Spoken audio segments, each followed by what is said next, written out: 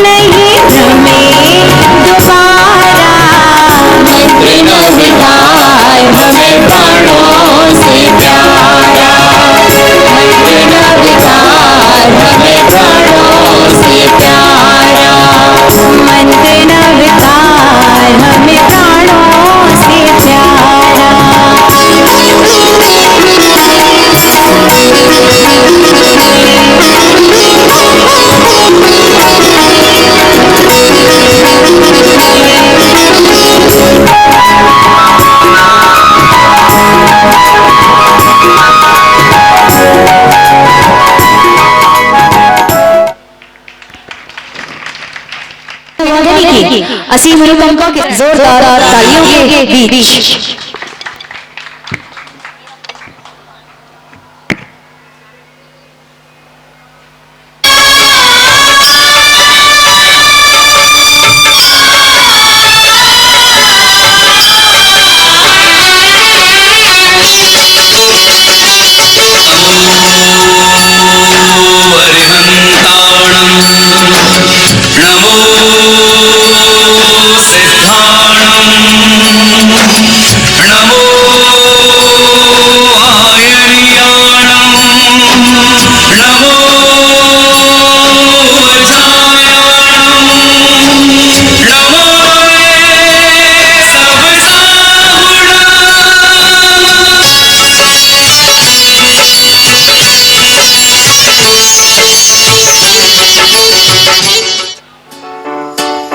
जय जय वीरा वीरा जय हो महावीरा वीरा वीरा जय हो महावीरा वीरा वीरा जय हो महावीरा वीरा वीरा जय हो महावीरा।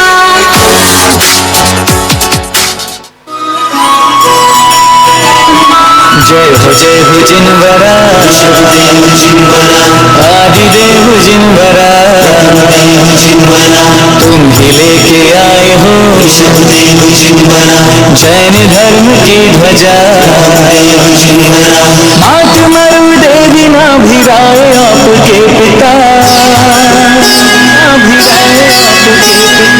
इक्ष्वाकु वंश था अयोध्या में जन्म लिया, अयोध्या में जन्म तेरे नाम की ज्योत ने अंधकार जग का हर लिया। नमो नमो जिनवरा श्री आदिदेव जिनवरा त्रिलोकनाथ विश्वबंधु जगदीश्वरा। नमो नमो जिनवरा श्री आदिदेव जिनवरा गुरुदेव धर्मेश्वरा। मैंने सारे सहारे छोड़ दिए बस तेरा सहारा काफी है। मैंने सारे सहारे छोड़ दिए बस तेरा सहारा काफी है। मुझे चाह नहीं दुनिया भर की, मुझे चाह नहीं दुनिया भर की, बस तेरा नजारा काफी है। मैंने सारे सहारे छोड़ दिए बस तेरा सहारा काफी है।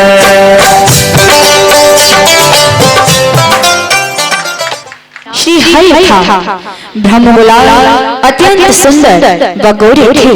वह कविताएं भी सुनाते थे और स्वयं की रचना करते थे। वे रासलीला भी रचाते थे। उनके द्वारा भिन्न भिन्न प्रकार के रूप बदलकर स्वांग रचने की कला को उनके परिजन स्वीकार नहीं करते थे, परंतु उनकी लोकप्रियता दिन पर दिन बढ़ती जा रही थी। उनको प्रत्येक स्थान पर आदर प्राप्त होने लगा और राज दरबार में भी उनका सम्मान बढ़ने लगा। राजा चंद्रकीर्ति ब्रह्मगुलाल का बहुत आदर करते थे। राजकुमार ब्रह्मगुलाल को मित्र थे और वह ब्रह्मगुलाल की हमेशा प्रशंसा करते रहते थे। और अब प्रस्तुत होने जा रहा है आप सभी के समक्ष एक भव्य नाटक जिसका शीर्षक है ब्रह्मगुलाल। मैं चाहती हूँ यदि आप इस नाटक को देखने के लिए उत्साहित हैं तो एक बार तालियां बजाकर हमें बता दें कि हाँ, यह नाटक आप ही के बीच में उपस्थित हो रहा है, प्रस्तुत किया जा रहा है। इधर राजा चंद्रकीर्ति का दरबार लगा हुआ था और राजकीय कार्यों पर विचार विमर्श किया जा रहा था। कभी अचानक कुछ शोर सुनाई देता है।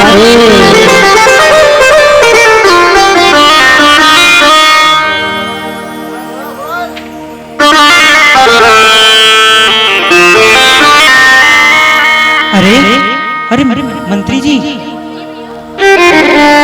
पुत्र महाराज, पुत्र राजकुमार, ये शोर कैसा हो रहा है? जरा मंत्री जी के साथ जाकर बाहर जाकर देख रहे हैं। जो आपके पिताजी, मैं अभी मंत्री जी के साथ जाकर अभी देख कर आता हूँ और शीघ्र पता लगाकर आपके सम्मुख आता हूँ। यह शोर कैसा सुनाई दे रहा है? यह शोर सजा में कैसा है? इधर राजकुमार मंत्री जी को ले जाकर बाहर देखने के लिए आग्रह करते हैं और थोड़ा वॉल्यूम बढ़ा देंगे भैया और देखते हैं कि हाय क्या हो रहा है? कुछ शोर सुनाई देता है। कुछ दिखाई नहीं दे रहा। सही कह रहे हो मंत्री जी, मुझे भी कुछ दिखाई नहीं दे रहा है। यह शोर कैसा है? चलो कोई व्यक्ति कोई तो दिखाई दे रहा है। अरे देखो, क्या हो रहा है? आय हाय, वह कौन है? ठीक से देख कर आइए। मेला लगा है, मेला झूठ रहे देखो मसला लाल साड़े के बलने में, झूठ रहे देखो मसला लाल साड़े के बलने में, साड़े के बलने में हीरे के बलने में, साड़े के बलने में हीरे के बलने में, झूठ रहे मसला लाल साड़े के बेटा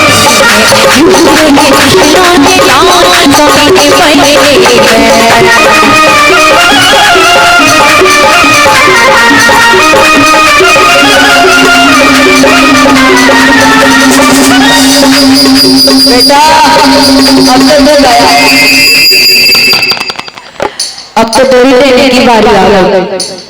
जितना देना था दे दे अब तो।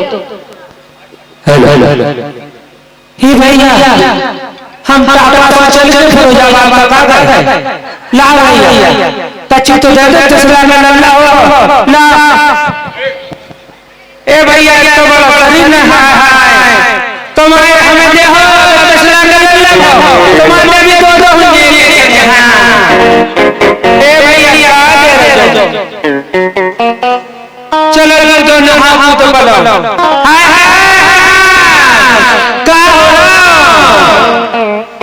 कोई 500 दे दे, हाय हाय हाय, कोई 500 दे दे। 2000 के बिल हो गए हैं, 2000 के बिल हो गए हैं, देने का जमा।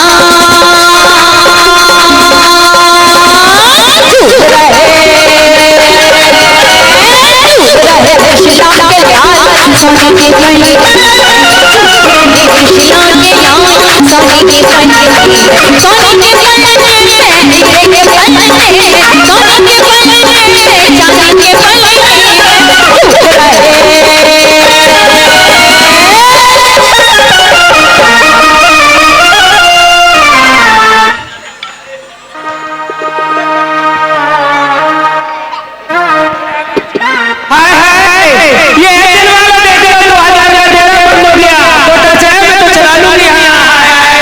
देखो अपनी तो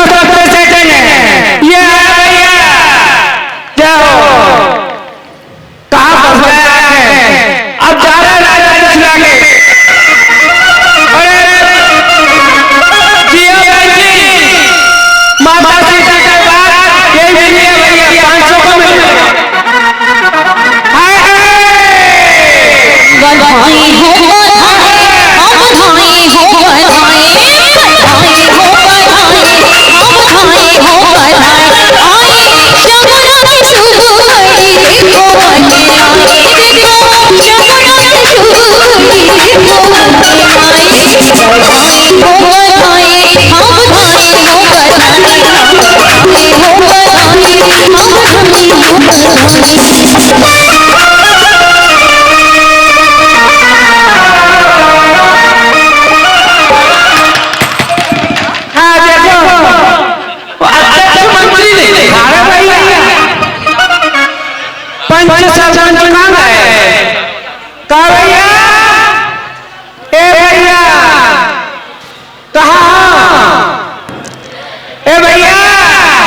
भाई निकल के आ जाओ, आज तो तुम्हारा करने वाला है। अब तो नाम ही बदलावो है।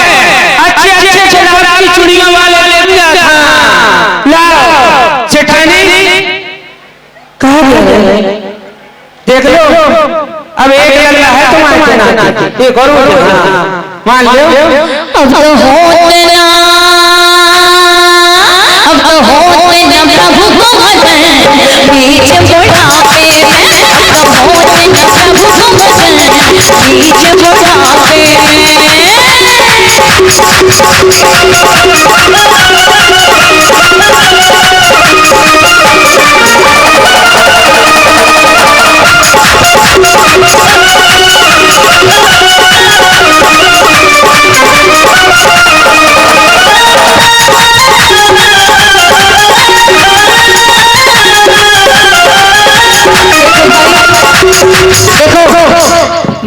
कोई देखेगा नहीं, आज अगर दिख रहा है स्वयं से ढीली कानों से हमको सुनता नहीं।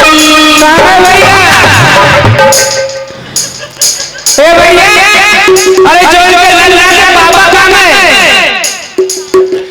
कानों से हमको सुनता नहीं।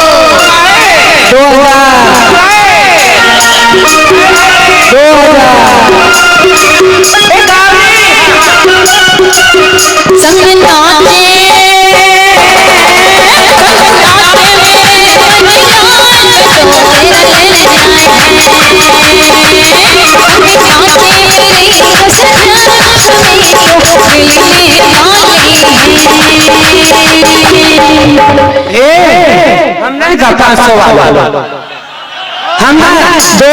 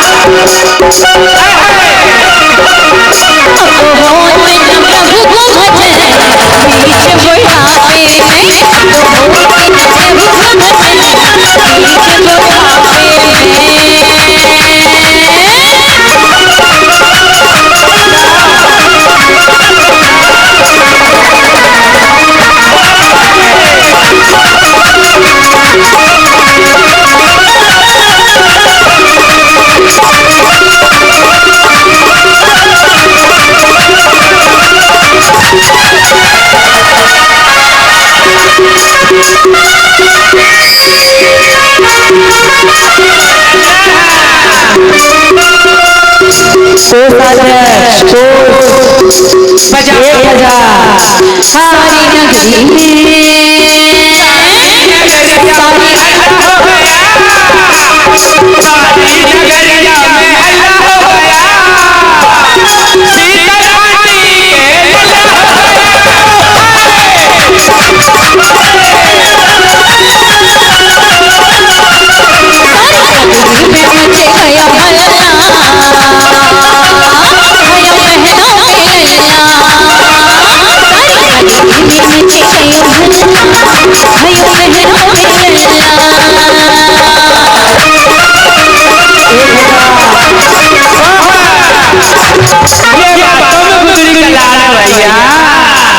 देखो नजारा अपने आप बदल जाता है।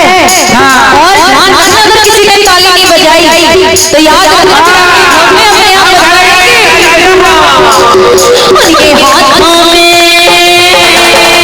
उनके हाथों में लग जाए अलीगढ़ वाला सवाल वाला जो बाबा जी की ताली न बजाए। उनके हाथों में लग जाए अलीगढ़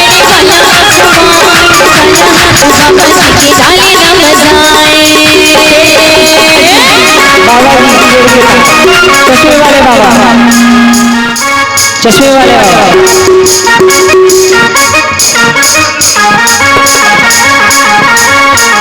देखिए अपने आप जितने भी चीजें हैं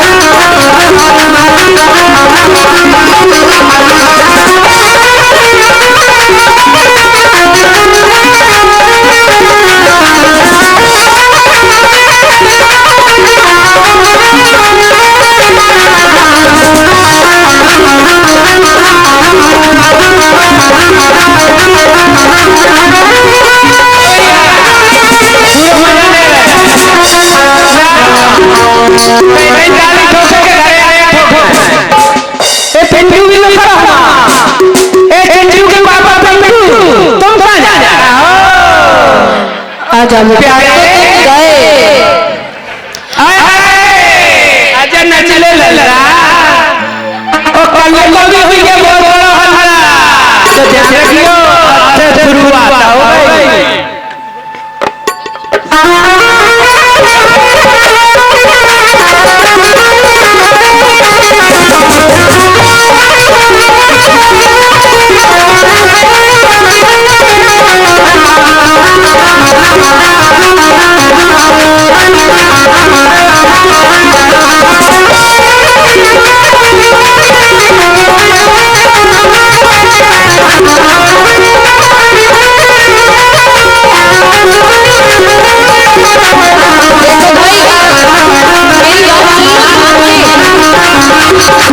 जितना तुमने निकाला है ना उतने में हम देते नहीं हैं और हम इतने लेते नहीं हैं। थोड़ा सा निकाल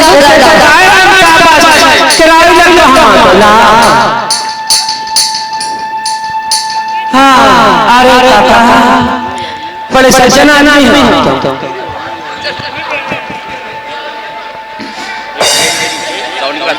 सुनो सेठ जी अब तुम छोड़ो, सुनो सेठ जी अब तुम छोड़ो मेरी माँ ये लेके जाएंगे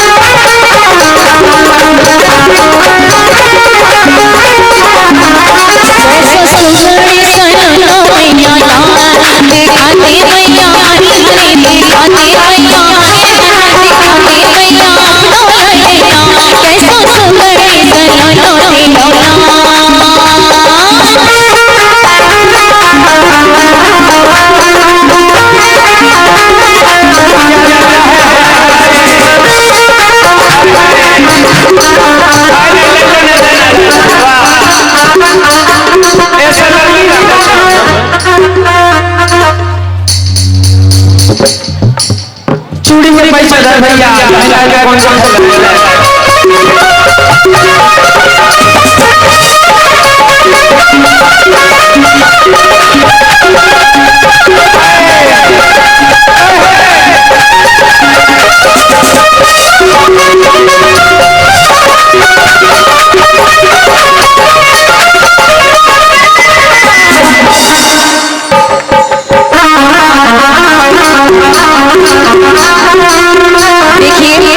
यदि कोई लोग अपने साथ में कैश नहीं लाई हो तो कोई बात नहीं है, यहाँ पे पेटीएम कोई नहीं आगे चल जाइए हमने खाओ।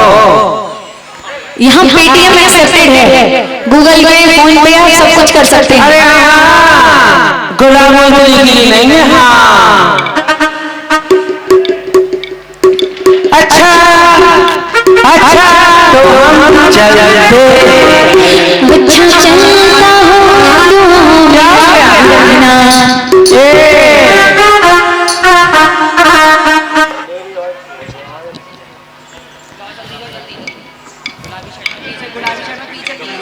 सोने से न चांदी से नहीं सोने से न चांदी से नहीं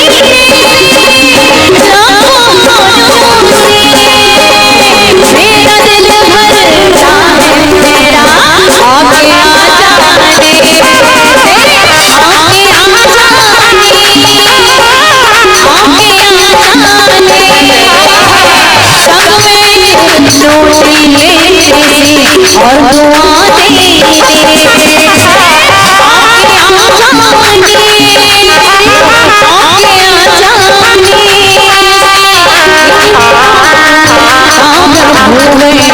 आगे आ जाने और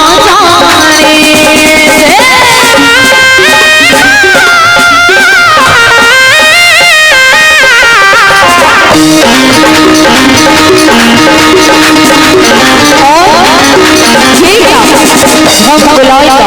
यह सब स्वाद लेकर राजकुमार मन ही मन अत्यंत प्रसन्न होते हैं और मंत्री जी से कहते हैं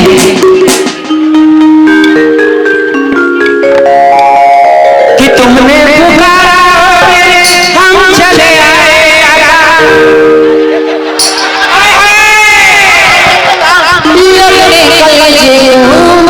हम चले आए हैं।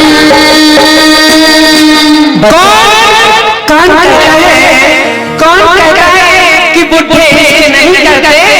कौन कहता है कि बुढ़े इश्क नहीं करते? बुढ़े इश्क तो करते हैं मगर सब नहीं करते। लल्ला खाएगा तो लल्ला का पेट भरेगा, काका खाएगा भरता भरता है पापा घड़ा हाय जीवन की गया हाथ कमल ढोले जीवन की गया हाथ कमल ढोले और ब्रह्म गुलाल यह सब स्वाद देकर राजकुमार मन ही मन अत्यंत प्रसन्न होते हैं और तभी वह मंत्री जी से कहते हैं अरे मंत्री जी पहचाना आपने? वह कौन था? अरे राजकुमार क्या पहचाना? माइक की आवाज बढ़ा दे। किन्नर था किन्नर, उसमें क्या पहचाना? माइक की आवाज बढ़ा दे। अरे जरा ठीक से देखिए, जरा ठीक से देखिए, मैं किन्नर था या कोई और था? अरे राजकुमार मैंने तो बिल्कुल ठीक से देखा, ठीक से वो तो किन्नर ही था। अरे अरे भला कोई और कैसे किन्नर का रूप रख सकता है? किन्नर तो ना तो स्त्री होता है ना पुरुष, उसका रूप तो कोई नहीं रख सकता। अरे नहीं नहीं मंत्री जी, यह मेरा मित्र ब्रह्म गुलाल था। आपकी आंखें भी धोखा खा जाती हैं। अरे वह तो जिस रूप को रखे उस स्वांग में रखे, बस उसी में रमता जाए, वह तो ऐसा ब्रह्म गुलाल है मेरा मित्र। आपकी आंखें भी धोखा खा गई, धोखा। अरे नहीं राजकुमार नहीं, मैंने इन आंखों से देखा है, इतनी सभाएं कर चुका हूँ। ये क्या स्पेशल है? मैं किन्नर को क्या पहचान नहीं पाऊंगा? ऐसी बात करते हो? अगर ऐसी कोई बात है तो मुझे बताओ, मैं तो चला महाराज को बताने। ठीक है, आप जाइए और मैं इस रहस्य का पता लगाकर अभी शीघ्र आता हूँ। राजकुमार अपने मित्र ब्रह्मगुलाल के पास चले जाते हैं और मंत्री जी राजा चंद्रकीर्ति के पास जाकर ब्रह्मगुलाल के विषय में बताने लगते हैं। आइए जानते हैं कि मंत्री जी किस प्रकार से ब्रह्मगुलाल के बारे में बताते हैं। महाराज की जय हो, महाराज की जय हो। आओ मंत्री। महाराज, आपने मुझे जो काम सौंपा था राजकुमार के साथ, मैं वो बहुत अच्छे से करके लाया हूँ। महाराज, बाहर जो शोरगुल था वो एक किन्नर था जो अपनी रासलीला रच रहा था। वाह। उधर अच्छा ठीक है। और उधर दूसरी ओर से राजकुमार पता लगाते हैं कि किस प्रकार कौन क्या हो रहा था और यह कैसा शोर शराबा था।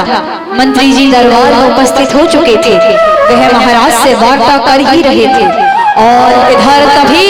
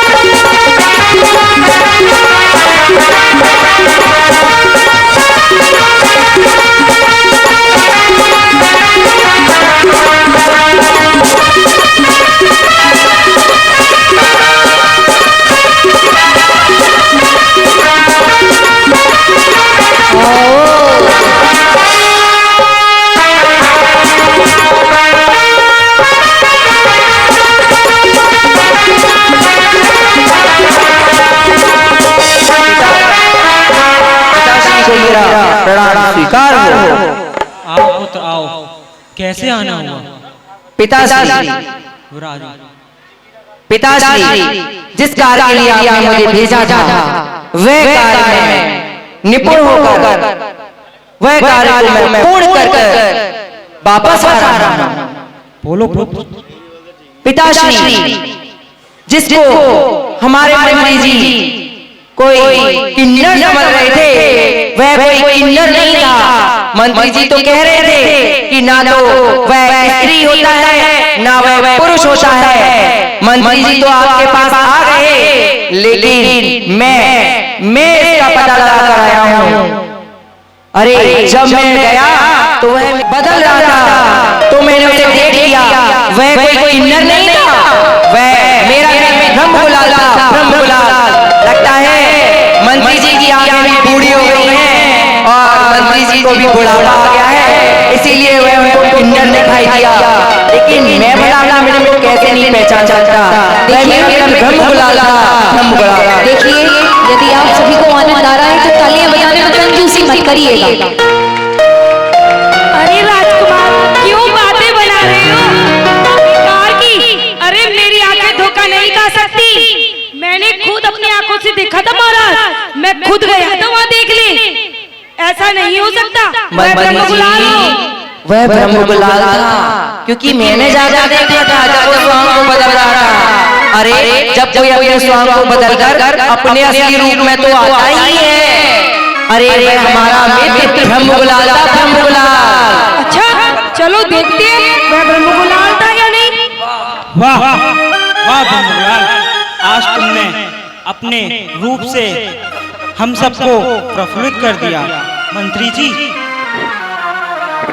राजा मंत्री जी से कहते हैं कि ब्रह्मगुलाल जिस रूप को धारण करता है, तभी राजा विराजमान होते हुए मंत्री जी से पुनः कहते हैं, जब ब्रह्मगुलाल जिस रूप को धारण करता है उसी रूप में रम जाता है। वाह ब्रह्मगुलाल वाह, तुमने पुनः मंत्री जी को एक अचंभे में डाल दिया। उतरे गम है ब्रह्मगुलाल के स्वांग है, वह एक अति उत्तम कलाकार है, कलाकार है। राजा जी और मंत्री जी आपस में वार्ता कर ही रहे होते हैं कि अचानक फिर से कुछ शोर सुनाई देने लगता है और यह शोर कुछ अजीब से प्रकार का था, पता नहीं किस प्रकार का, लेकिन वह पुनः एक अचंभे में पड़ जाते हैं और वह अचंभा इतना भयावह था कि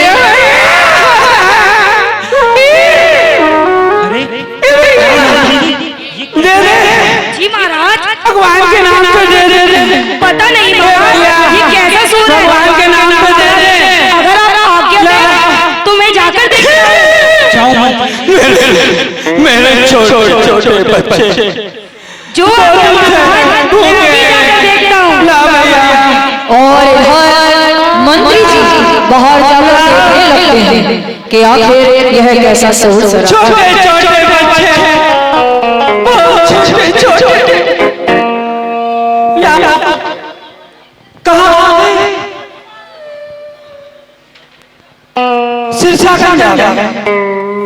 फरीदाबाद चले। ए भैया दे दो। अरे द्वार पालो, अरे द्वार पालो, कन्हैया से कह दो। अरे द्वार पालो, कन्हैया से कह दो। इधर पे सुदामा चले आ रहे हैं। अरे द्वार पालो, मुनीषी से कह दो। अरे द्वार पालो, राजा जी से कह दो। इधर पे हम सब चले आ रहे हैं। इधर पे रहे तो चला आ रहा हूँ।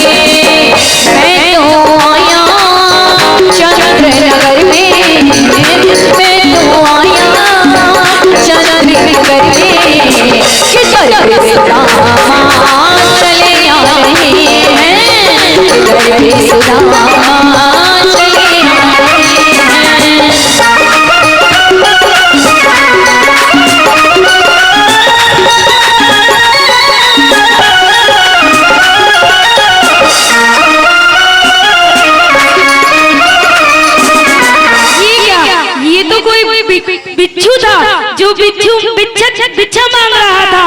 ये तो भिखारी था। चलो महाराज को चलकर बताता हूँ। इस बार तो मैंने बहुत अच्छे से देखा है, मैं गलती नहीं कर सकता। हाँ, मैं अभी महाराज को जाकर बताता। इधर मंत्री जी महाराज के पास आ जाते हैं और राज दरबार में प्रवेश कर जाते हैं और इधर वह राजा जी को बताते हैं, महाराज की जय हो। महाराज, अब मैं गलती नहीं करके आया, अब तो मैं पक्का पता करके आया हूँ। पता है राजकुमार, इस बार मैं गलती नहीं कर सकता। पूछो क्यों? बताओ क्यों? क्योंकि इन दो आंखों से मैंने खुद देखा है कि वो भिखारी था। सच बताइए मंत्री, आपकी आंखें से हो गई। अरे राजकुमार, देसी घी खाया है, ऐसी कोई बात है क्या? कहीं ऐसा तो नहीं है कि देसी में थोड़ा डालडा मिला के खा लिया हो पीछे? अरे नहीं राजकुमार, इतनी बड़ी बड़ी आंखें हैं मेरी, इतनी बड़ी बड़ी आंखें, ऐसे ही नहीं देखा मैंने। भिखारी था भिखारी। हाँ मंत्री जी, वह भिखारी नहीं, वह वही ब्रह्म गुलाल था। आपकी आंखें फिर धोखा खा गई। अरे नहीं राजकुमार नहीं, महाराज इस बार मैं सच बता रहा हूँ, मैंने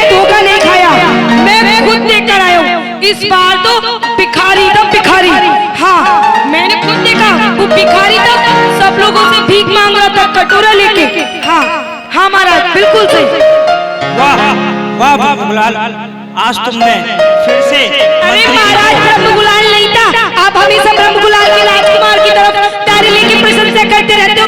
मैं आपका मंत्री नहीं हूँ क्या?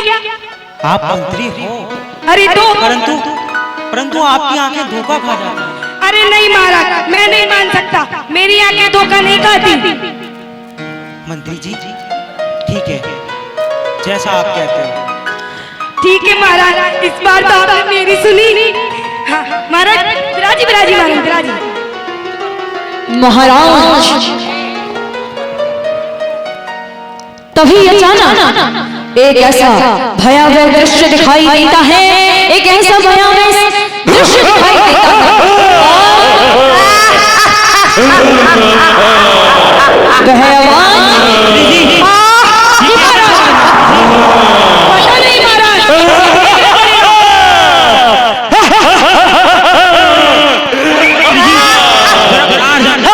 पता नहीं महाराज, अरे महाराज अभी जाकर देखिए। महाराज अभी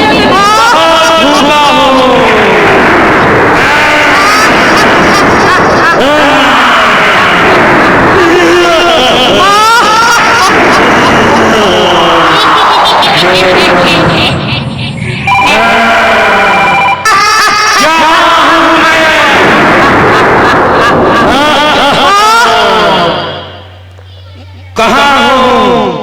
पृथ्वी लोक पर आया हूँ। अरे पृथ्वी लोक तांडव करूंगा महल में।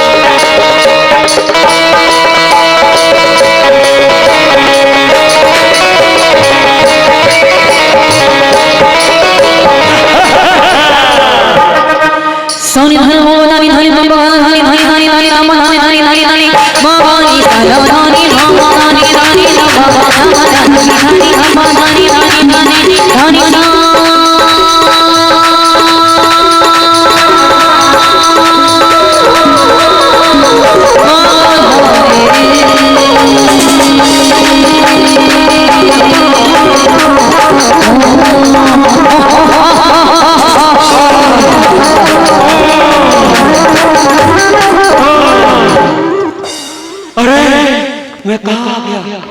पृथ्वी लोक। कौन हुआ? कौन हुआ? ये चापलूस है। देखिए आप इस तरह से किसी का हास्य नहीं बना सकते हैं। आप कौन हो? मुझे महाराज ने भेजा है, मैं मंत्री हूँ, इस नगर का मंत्री। जानते नहीं आप? आपको बहुत दंड मिलेगा। मेरा नाम आत्माराम, खात्माराम, चक्रधारी,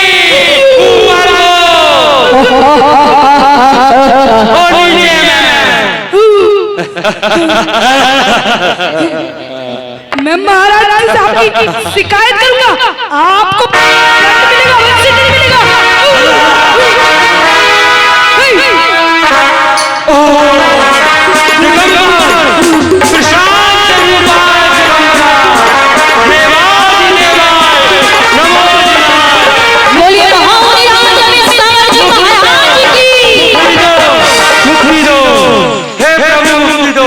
धरती पर आकर के दिगंबर और हंस का मैंने दर्शन किया। मेरी मुक्ति निश्चित है। प्रशांत रूप आज दिगंबर आए। देवादिदेवाय नमो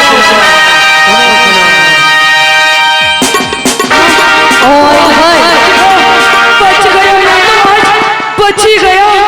पता नहीं कौन था। जय हो महाराज की जय हो। अगर महाराज जी नहीं होते तो आज मेरा खात्मा तो निश्चित बच गया। महाराज को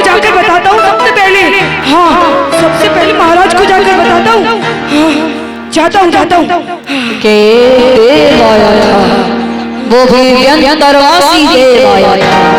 महाराज की जय हो, महाराज की जय हो। महाराज महाराज क्या हुआ मंत्री जी, इतने कपकपाई हो रहे हो मान? अरे महाराज क्या बताऊं, आज तो आपने मेरे प्राण संकट में डाल दिए होते। क्या बताऊं महाराज, बताओ राजकुमार, आप ही बताओ क्या करूं, आज तो मैं बाल मच गया। आप इतने बड़बड़ा क्यों रहे हो? कहीं बुढ़ापे के चक्कर में गर्मी वर्मी तो नहीं चढ़ गई? अरे नहीं राजकुमार नहीं, आपको क्या बताऊं। हाँ नहीं तो आप तो हमेशा मेरा मजाक बनाते हो, कहते हो मेरी बूढ़ी आंखों से मुझे दिखाई नहीं देता है? तो इन बूढ़ी आंखों ने ऐसा क्या देख लिया? अरे राजकुमार पता है महाराज, पता है बाहर एक कोई भयानक सा प्राणी था, ऐसे कर दो, मैं तो डर के भाग गया महाराज। लगता है मंत्री जी अभी तो आंखें बूढ़ी हुई, अब लगता है गर्मी चढ़ने के कारण अरे नहीं महाराज, भूत भी दिखाई देने लगे। नहीं राजकुमार, मैंने सच में देखा था, वो कोई दूसरे देश से आया हुआ प्राणी था, लेकिन महाराज मैंने एक चीज उसमें देखी। क्या? ये चीज देखी कि रास्ते में वो जब चल रहा था और शोरगुल कर रहा था, उसने अचानक अपने दिगंबर मुनि को देखा और दिगंबर मुनि को देखते उनके चरणों में सिर झुका दिया, और जो उसके भाव थे, परिणाम थे, सब कुछ बिल्कुल बदल गए। मंत्री जी मुनिराज बोलते इसीलिए ही हैं। अरे वह इतने शांत स्वभाव होते हैं कि अच्छे व्यंतर भी उनके चरणों में आके नतमस्तक हो जाते हैं और वह मुक्ति को प्राप्त करते हैं। और यह कोई भूत नहीं था, यह वही मेरा मित्र ब्रह्मगुलाल था। ब्रह्मगुलाल आपकी आगे फिर से धोखा खा गई, फिर से। मेरी आंखें धोखा नहीं खाती। पिताश्री मंत्री जी को तो बुढ़ापा आ गया है और वह कोई नहीं था, मेरा मित्र ब्रह्मगुलाल था। ब्रह्मगुलाल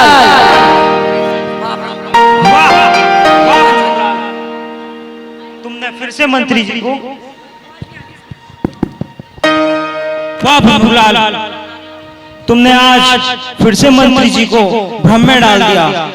ऐसा ये मंत्री जी के साथ तीसरी बार हुआ है। सही कह रहे महाराज। और इधर राजा चंद्रकीर्ति ब्रह्मगुलाल की प्रशंसा करते करते विश्राम को चले जाते हैं।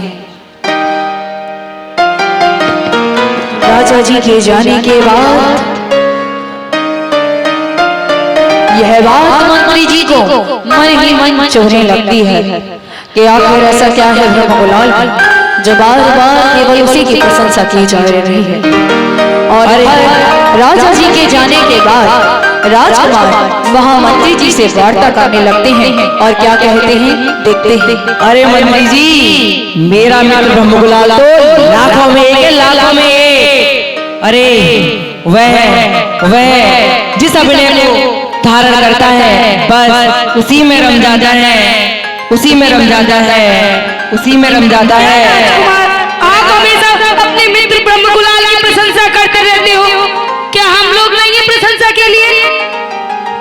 अरे आप लोग क्या जाने एक कलाकार की कला को, वह तो एक जौहरी ही जानता है, क्योंकि हीरे की परख एक जौहरी कर सकता है और कोई नहीं, इसीलिए आप उसे परख नहीं पाते। और मैं अपने मित्र को चाहे वो किसी भी रूप को धारण करे, लेकिन मैं उसे पहचान ही लेता हूँ। आखिर वह मेरा लंगोटिया यार है। बस राजकुमार बस, बहुत हुआ। आप कहना क्या चाहते हो? हाँ? क्या कहना चाहते हो? हम क्या कलाकार नहीं है? क्या हमको कला करना नहीं आती है? हाँ? अरे नहीं, आपको ना तो किसी कलाकार की कद्र है और ना ही किसी कलाकार का सम्मान करना जानते हैं आप लोग। वह तो एक जौहरी ही जानता है और कोई नहीं। हम नहीं मानते ऐसी कोई बात। हाँ, कलाकार अगर सच में वह कलाकार है तो उसको राज दरबार में आके अपनी परीक्षा देनी होगी। परीक्षा? परीक्षा की बात करते हैं आप? अरे मंत्री जी, वह 3 बार तो परीक्षा दे चुका और कितनी परीक्षा लेंगे आप? 3 बार में आप उसे नहीं पहचान सके। वो कभी आप किन्नर कहते हैं। अरे किन्नर ना तो स्त्री होता है ना पुरुष। अरे वह तो मेरा ब्रह्मगुलाल जैसा ही इस रूप को रच सकता है। अरे जिस स्वांग को रचे बस उसी में रम जाए। भिखारी के रूप में रम गया। और वह जिसे आप निषाद समझ रहे थे ना, वो कोई निषाद राक्षस नहीं था, वह मेरा मित्र ब्रह्मगुलाल था। तभी गुरुचरणों में नतमस्तक हो गया। और अगर कोई निषाद भी होता तो इन गुरुचरणों की वो महिमा है कि अच्छे व्यंकर भी यहाँ आके नाचते हैं। ठीक है राजकुमार, अगर इतनी ही कला है तुम्हारे मित्र ब्रह्मगुलाल में तो उससे कहो कि वो आए और हमारे राज दरबार में, बड़े राज दरबार में अपनी परीक्षा दे। बताइए उसे कैसी परीक्षा देनी होगी, तभी आप इस बात को मानेंगे कि वह मेरा ब्रह्मगुलाल जिस स्वांग को रचे उसी रूप में रमता है। बताइए क्या कराना चाहते हैं ऐसा आप उससे? ठीक है राजकुमार, अपने मित्र से जाकर कहो कि वो राजकुमार ब्रह्मगुलाल कल दरबार में एक सिंह का रूप कर आए। क्या रख सकता है तुम्हारा मित्र ब्रह्मगुलाल सिंह का रूप?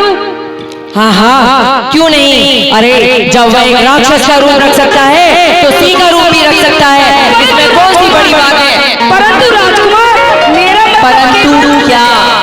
मेरा मतलब केवल सिंह का रूप रखने से नहीं है, उस सिंह का रूप के अलावा सिंह जैसी दहाड़, सिंह जैसा बल एवं उसके अंदर कौशल भी देखना चाहता हूँ। हाँ, क्यों नहीं, आप इस चीज को जरूर देखेंगे। मैं अपने मित्र से जाकर अपनी बात करूंगा और वह आपको सिंह का रूप भी रखकर दिखाएगा और वही बल, कौशल और वही पराक्रम दिखाएगा। आप बताइए क्या करवाना चाहते हैं और कब करवाना चाहते हैं? ठीक है राजकुमार, कल राज दरबार में मैं महाराज से कहता हूँ सिंह का रूप स्वांग धरकर ब्रह्मगुलाल अपना प्रदर्शन करेगा। हाँ, आप जाइए और महाराज को जाकर बताइए मैं अपने मित्र ब्रह्मगुलाल से अभी मिलकर आता हूँ। वह मेरी बात को कभी नहीं काट सकता। यहाँ पर महामंत्री जी ने बहुत बड़ी चाल रची कि यदि ब्रह्मगुलाल सिंह का रूप धर कर आएगा तो शायद वृद्धधारी होने के कारण शिकार नहीं करेगा और सिंह का रूप असफल हो जाएगा। यदि शिकार करेगा तो उसे पाप लगेगा और उसका यश फैल जाएगा। राजकुमार अपने मित्र ब्रह्मगुलाल के घर पर मिलने चला जाता है और अपने मित्र को ढूंढने लगता है और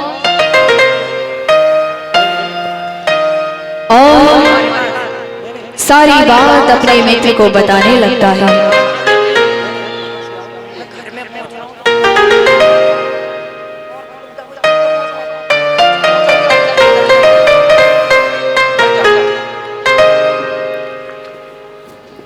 मैंने मंत्री जी से कह तो दिया, लेकिन अब क्या करूं? मुझे ब्रह्मगुलाल को खुद से भी मनाना होगा और राज दरबार में बुलाना होगा। मैं अभी जाता हूँ और कुछ ना कुछ करके अपने उस लंगोटिया यार ब्रह्मगुलाल को मनाना राज दरबार में सिंह का रूप धरने के लिए कहता हूँ। अभी जाता हूँ। ढूंढते रहते तुझको सांझ सवेरे, आँखों में बसियां ऐसी यादें तेरी, आँखों में बसियां जैसी यादें तेरी, तेरी गलियां गुरुजी दर्शन में पाऊं गुरुजी, तेरी गलियां गुरुजी दर्शन में पाऊं गुरुजी, तेरी गलियां गुरुजी दर्शन में पाऊं गुरुजी, तेरी गलियां गुरुजी दर्शन में पाऊं गुरुजी।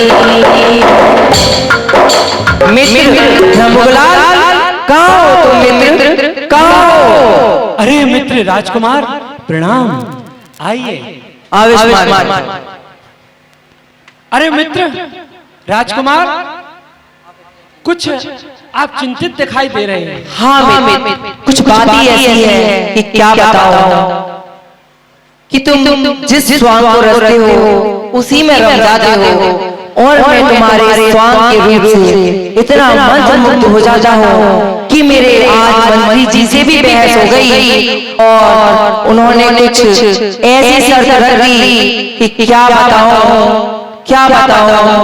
समझ नहीं आ रहा कि मैं अपनी वार्ता को कैसे पूर्ण करूं। कैसी शर्त मित्र, बताओ, मैं हूं ना। हाँ मित्र, मुझे तुम पर पूर्ण भरोसा है कि तुम मेरी लाज जरूर रखोगे।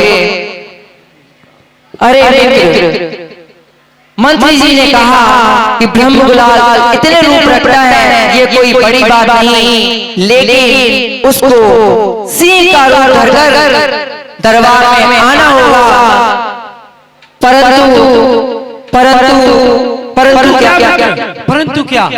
परंतु यह है कि सिंह का रूप तो कोई भी रख सकता है, लेकिन दरबार में उन्हें वही सिंह चाहिए जिसमें बल, कौशल और वही पराक्रम होता है, वही सिंह जो दहाड़ता है, और वही सिंह का रूप बिल्कुल उनको वही चाहिए। क्या तुम कर सकते हो मित्र? अब मेरी लाज तुम्हारे हाथ में है, क्योंकि मैंने मंत्री जी को तो वचन दे दिया। अब मैं क्या करूं? मित्र, मैं तुम्हारी बात को और तुम्हारे व्यक्तित्व को नहीं झुकने दूंगा। मैं शह का स्वांग करूंगा, मगर मुझसे शह के रूप में कोई भी अपयश हो गया, या कोई मेरे द्वारा हिंसा हो गई, या मेरे द्वारा कोई भी अनैतिक कार्य हो गया, तो क्या मुझे महाराज अभयदान प्राप्त करेंगे? हाँ, क्यों नहीं। जब वह दरबार में इस चीज का कौशल पराक्रम देखना चाहेंगे तो महाराज को अभयदान देना होगा। क्यों नहीं देंगे महाराज? मैं महाराज से जाके वार्तालाप करूंगा और तुम्हें अभयदान दिलवाता रहूंगा। ये मेरा वचन है मित्र, मैं तुम्हें वचन देता हूँ, मैं तुम्हें अभयदान दिलवाऊंगा। महाराज तुम्हें कोई दंड नहीं देंगे। मैं भी शह का स्वांग कल इसी दरबार में करूंगा। प्रणाम। ठीक है, मैं तुम्हारी प्रतीक्षा करूंगा कल अपने दरबार में। तुम्हारा स्वागत है मेरे दरबार में। और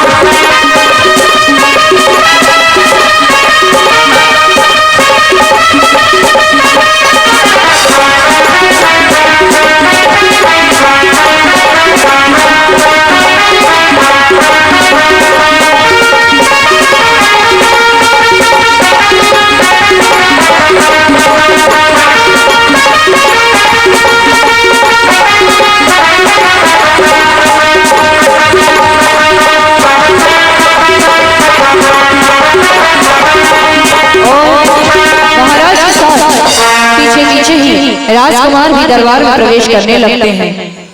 जय हो महाराज।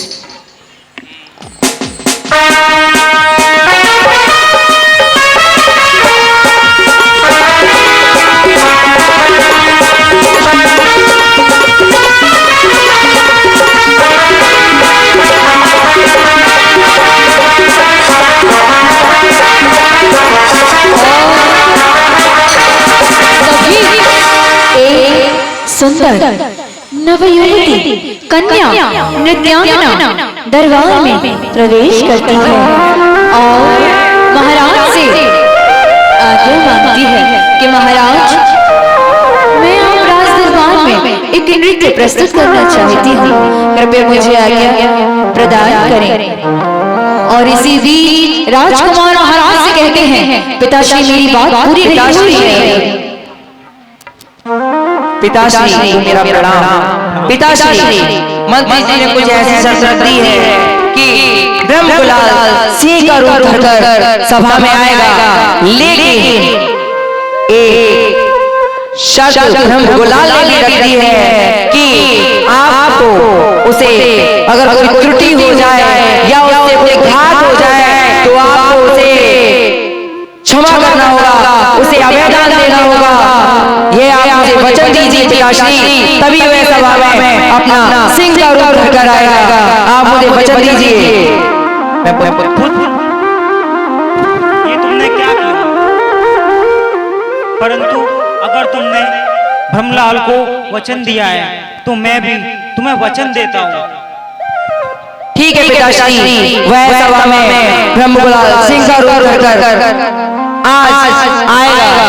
आप सभी को वह अपना बल, कौशल, पराक्रम सब कुछ दिखाएगा जो यह सभा देखना चाहती है। और उसको भी मानना पड़ेगा कि मेरा मित्र जिस रूप को धरता है उसी रूप में रम जाता है, उसी रूप में रम जाता है। और सने सने धीरे धीरे नित्यानंदा अपने कदम राज दरबार की ओर बढ़ाती है और महाराज के समीप जाकर पुनः निवेदन करती है। और इधर एक प्रस्तुत है एक दरबार का नृत्य। आपकी तालियां अपेक्षित हैं।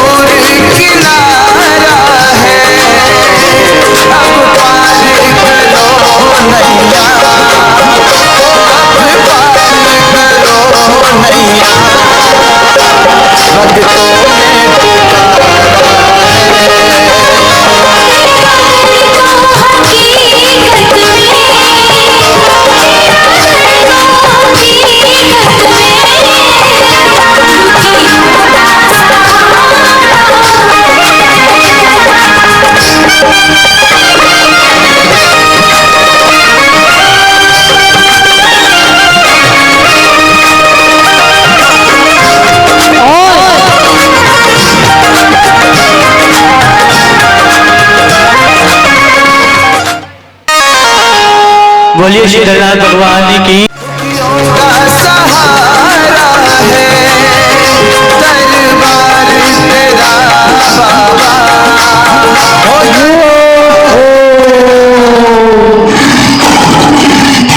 तभी एक दुकान से प्रवेश करता और यह क्या सिंह को देखते ही सभी भय से कांप जाते हैं। कुछ लोग पर भागने लगते हैं। उधर नर्तकी भी भाग जाती है।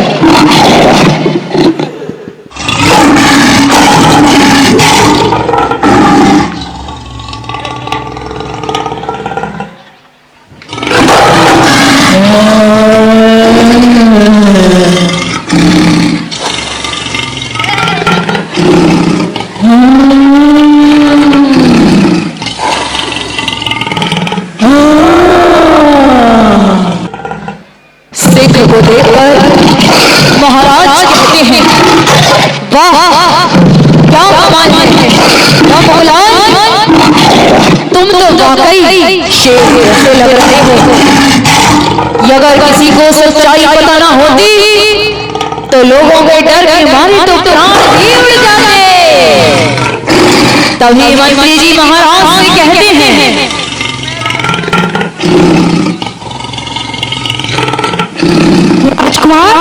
अरे ये क्या, ये तो अहिंसक प्राणी है, ये किसी को मार नहीं सकता। ये किसी सैनिकों गाय को इधर ले लो, इधर लो, सामने लो, आ जाओ, गाय आ जाओ। महाराज ये तो अहिंसक प्राणी है, ये किसी को मार नहीं सकता, तो फिर ये कैसा है? अरे ये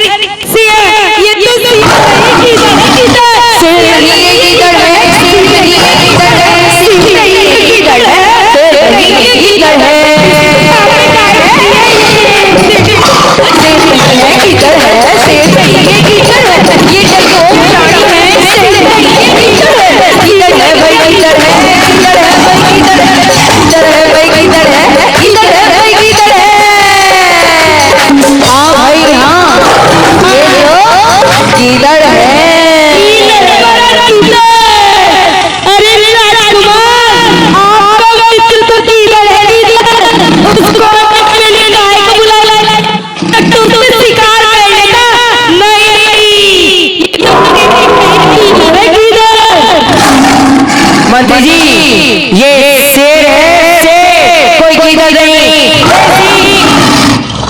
ये तेरा कैसा कौशल, ये तेरा कैसा बल? अरे तुझे अपने उसी रूप को दिखाना होगा।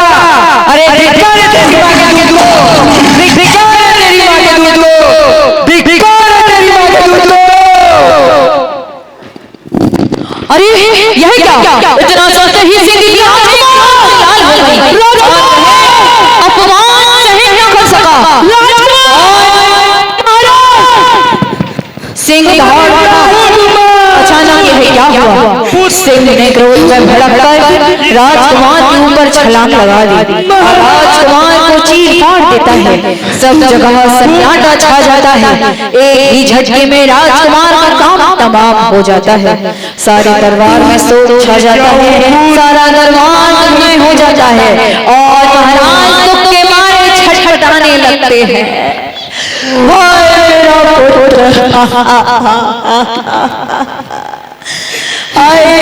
क्या हो गया, मेरा पुत्र मर गया।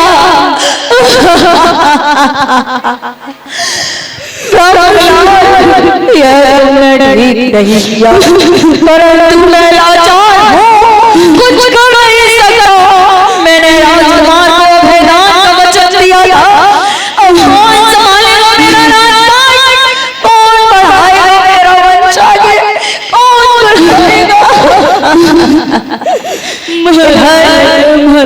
दूसरी ओर महाराज अपने पुत्र को अपने हाथों में अपने सीने से लगाते हुए दरबार से ले जाने लगते हैं और सारा वातावरण शोकमय हो जाता है।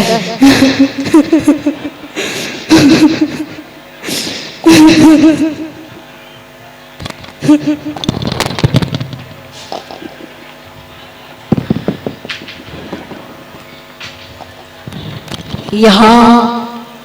महाराज पुनः राज दरबार में उपस्थित होते हैं और महाराज अपना विलाप कर रहे थे।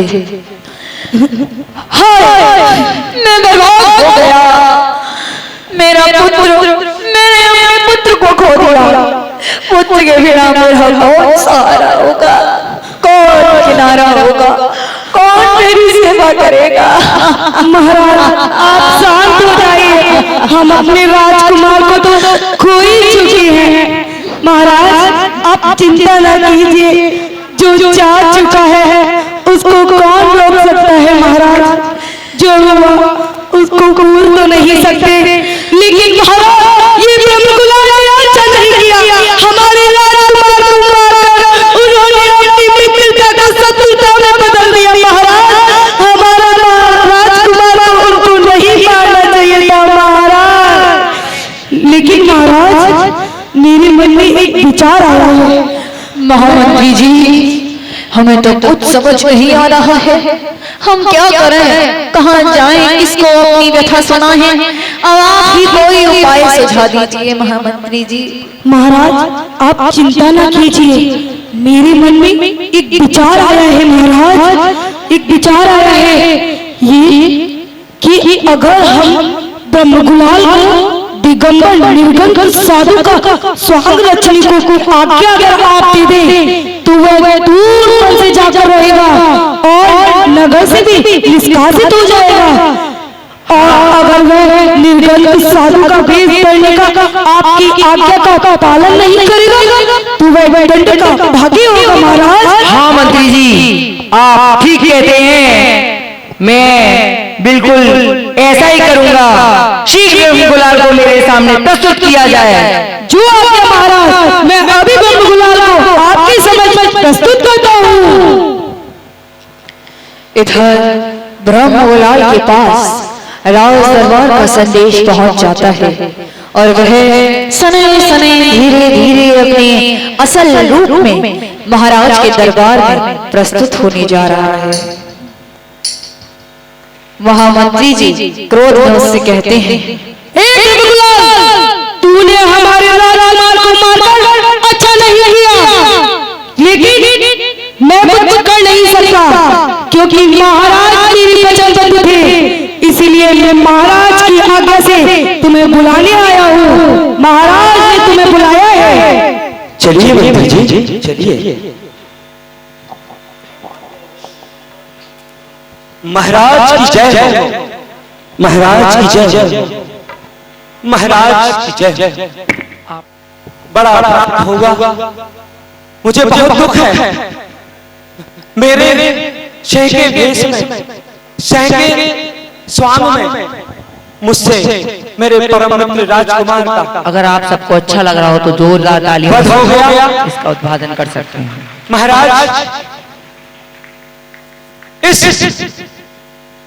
मित्र विहीन और छोटे से कलाकार को क्या क्या है महाराज, आदेश करें महाराज, आपकी आज्ञा शिरोधार्य है महाराज।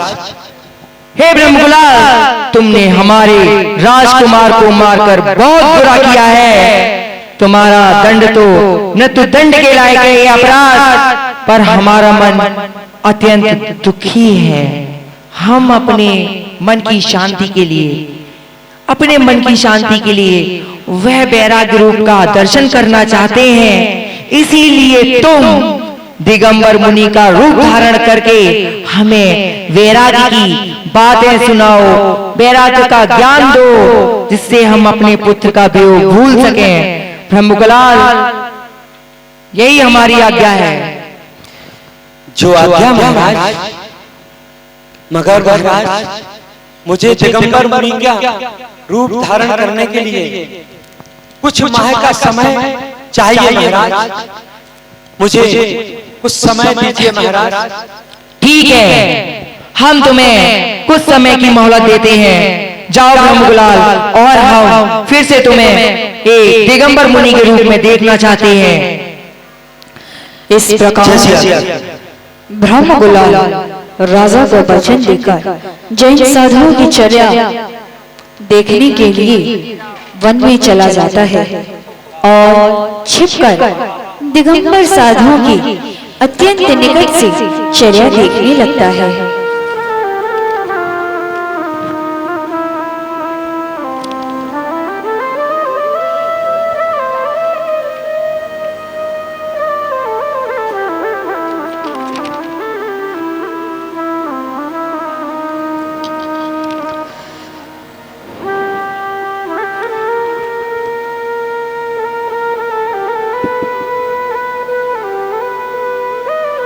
महाराज की आज्ञा है, महाराज को मानना पड़ेगी।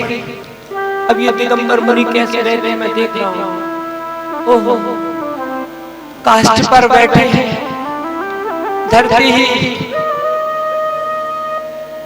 माता की गोद, अंबर इनका आवरण। क्या करूं, बनूंगा ब्रह्मलाल किसी भी चुनौती के पीछे नहीं। आज तक मैंने कितने स्वांग रचा, दिगंबर मुद्रा का भी स्वांग रचा,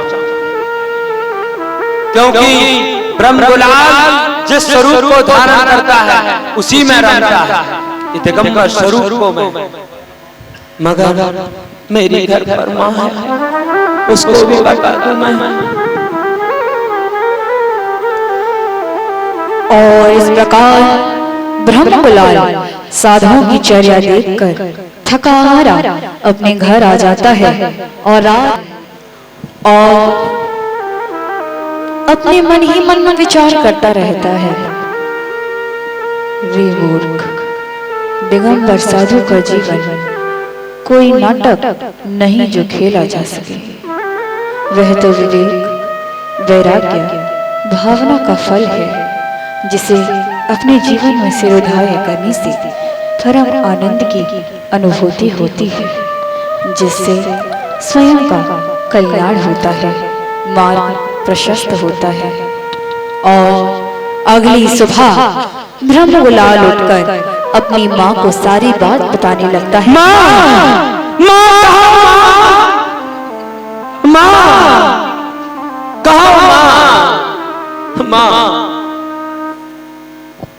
हाँ पुत्र, क्या माँ मुझे आज्ञा दो, माँ मुझे आज्ञा दो। किस चीज की बेटा? माँ मुझे राजा ने आज्ञा दी है कि तुम्हें एक दिगंबर मुनि का वेश धारण करना है। अरे नहीं बेटा, ये तो बहुत कठिन है, मैं तुम्हें आज्ञा नहीं दे सकती। क्यों माँ? नहीं नहीं, क्यों क्यों माँ? क्या तुम्हें अपने बेटे की योग्यता पर विश्वास नहीं है माँ? नहीं बेटा, मैं आप पर आज्ञा नहीं दे सकती।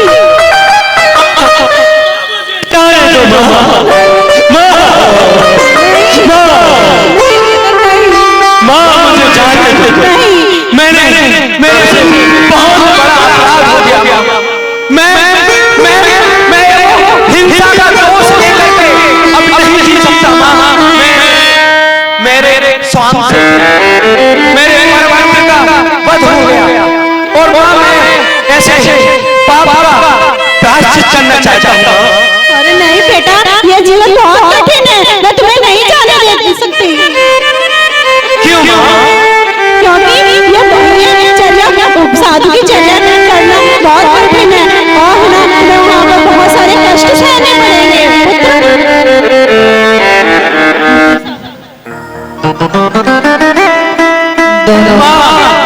माँ मैं जा रहा हूँ, माँ मुझे आज्ञा दो। नहीं बेटा नहीं। माँ रोती है, बिलखती है। चल दिए छोड़ कर घर से निकल कर, सूर्य न देखे दिखे न शंका, निकल गए चल दिए छोड़ कर घर से निकल गए। छोड़ा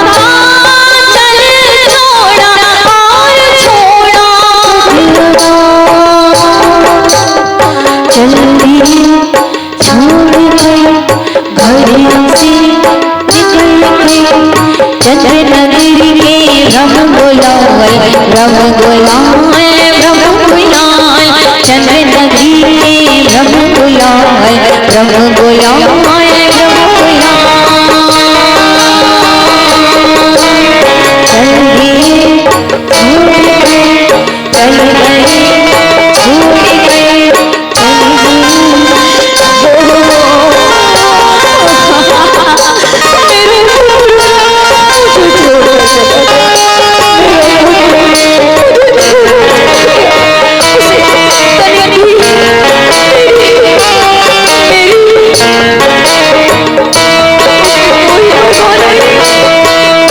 तभी माँ दर्श खाकर नीचे गिर जाती है और रोती रहती है, विलखती रहती है।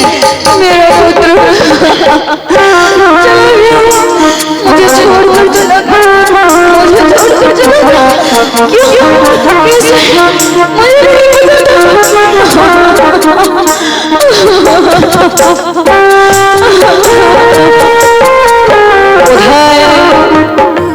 दूसरी ओर ब्रह्म गुलाल आचार्य श्री मुनि श्री के पास जाने की योजना बनाते हैं और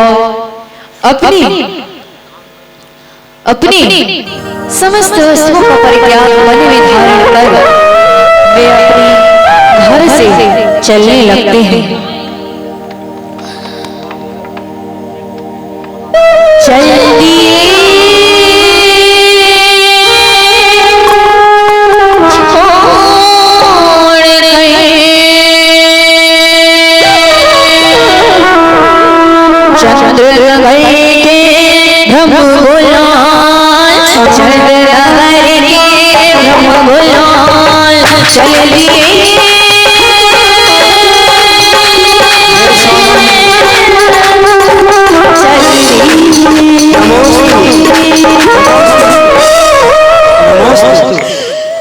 हे मुनिराज, मुझे भी आपकी तरह अनंत सुख की प्राप्ति हुई और मेरा जीवन भी संयम में बीते।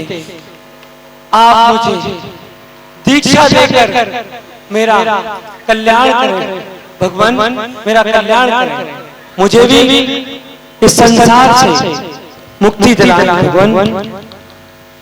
हे स्वामी, मुझे जैनेश्वरी दिगंबरी दीक्षा देकर के मेरा कल्याण करें। नमोस्तु नमोस्तु नमोस्तु नमोस्तु। तभी महामुनिराज ब्रह्म गुलाल से कहते हैं, हे भव्य, तुम्हारा कल्याण हो। ब्रह्म गुलाल निश्चल मन से गुरुदेव की समस्त बातों को, समस्त चर्याओं को शिरोधार्य कर रहे हैं और सुनते जा रहे हैं कि गुरुदेव किस प्रकार से मुनिराज ब्रह्म गुलाल को उपदेश दे रहे हैं।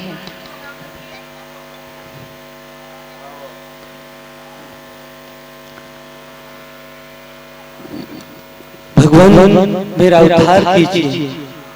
मैं भी दिगंबर मुनि को रूप धारण करके इस संसार से पैराग चाहता हूं। हे भव्य, तुम्हारा कल्याण हो, तुम्हारा कल्याण हो। हम तुम्हें दिगंबरी दीक्षा देते हैं। तुम 5 महाव्रत, 5 समिति, 3 गुप्ती, 5 इंद्रिय विजय, 6 अवश्य और 7 शेष गुण, इन 28 मूल गुणों का पालन करो। हम तुम्हें दीक्षा देते हैं।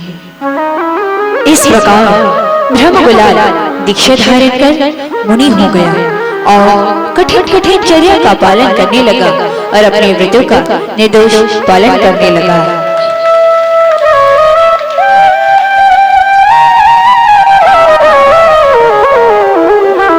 जीवन के किसी भी पल है संसार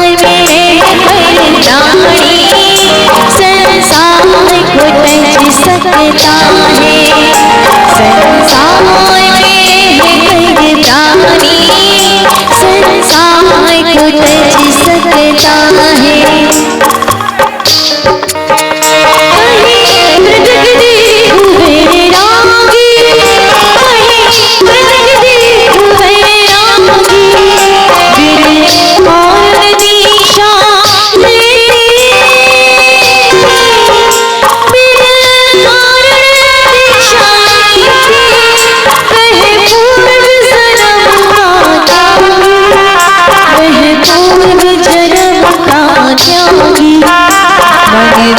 संतोष दिखाकर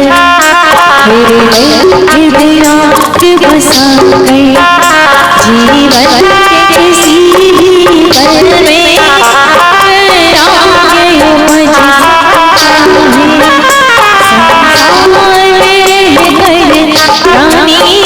संसार को तज सकता है, संसार में है प्राणी, संसार को तज सकता है।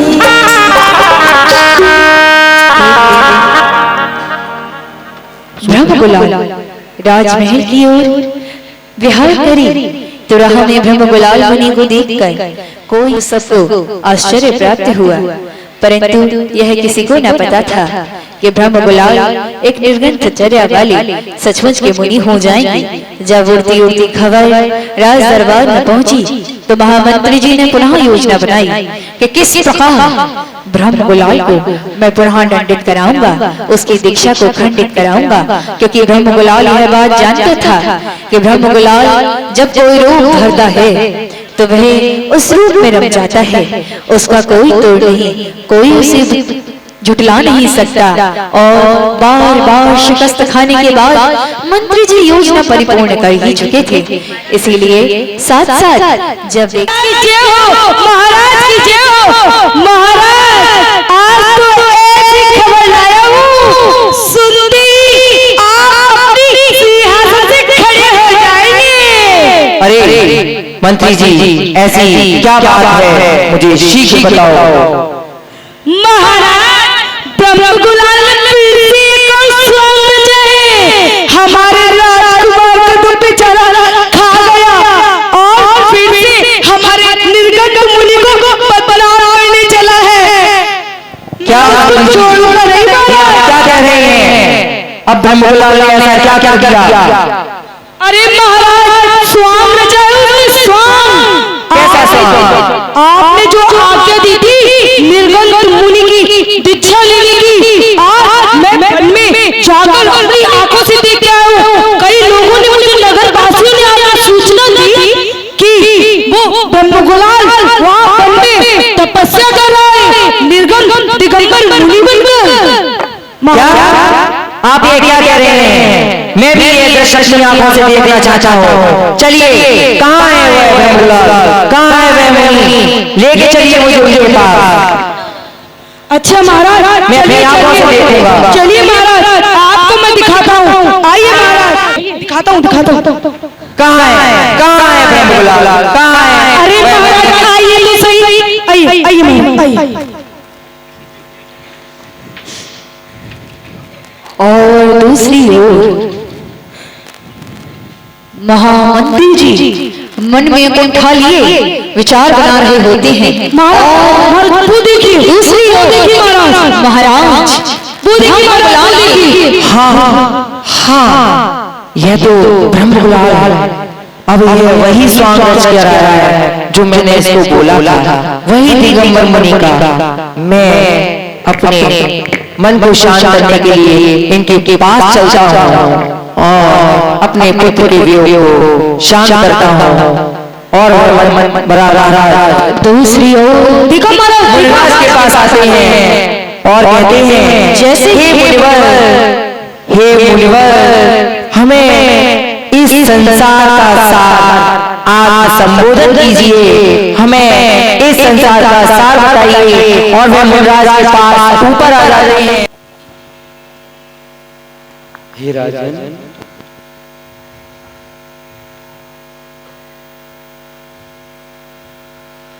यह जी अनादिकाल से इस संसार सागर में भटक रहा है। यह जीव जैसा कर्म करता है वैसा ही फल भोगता है।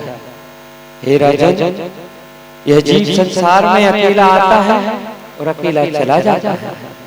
राजकुमार की मृत्यु एक निमित्त मात्र है। वास्तव में उनका आयु कर्म शेष नहीं रह गया।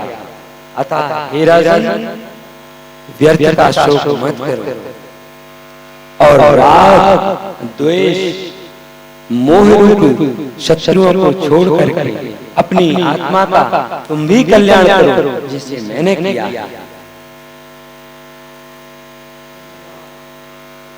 महामुनिराज ब्रह्मकुलाल के वचन सुनकर राजा अपने शोक को भूल जाते हैं। उनको परम शांति की अनुभूति होती है। वे महाराज के चरणों में नतमस्तक हो जाते हैं और नतमस्तक होकर महामुनिराज से कहते हैं, हे ब्रह्मकुलाल, अब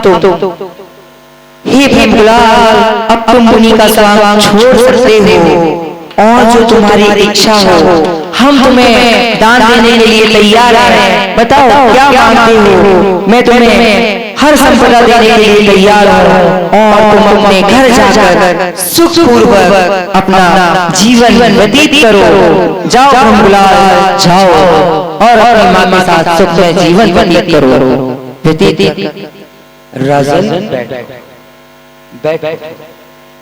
हे राजन, अब हमें किसी वस्तु की चाह नहीं, ना आपके धन की, ना वैभव। अब हमारी समस्त इच्छाओं का समन हो गया और सारी इच्छाओं की तृप्ति हो चुकी। वाह नाटक हो तो ऐसा, वाह धन्य हो तुम, धन्य हो तुम। हे भगवान, मैं द्वारा तुम्हें जन्म दिया, तुम्हें बार बार मेरा नमस्कार हो, नमस्कार हो, नमस्कार हो। सूत्रधार संसार की असारता दुखों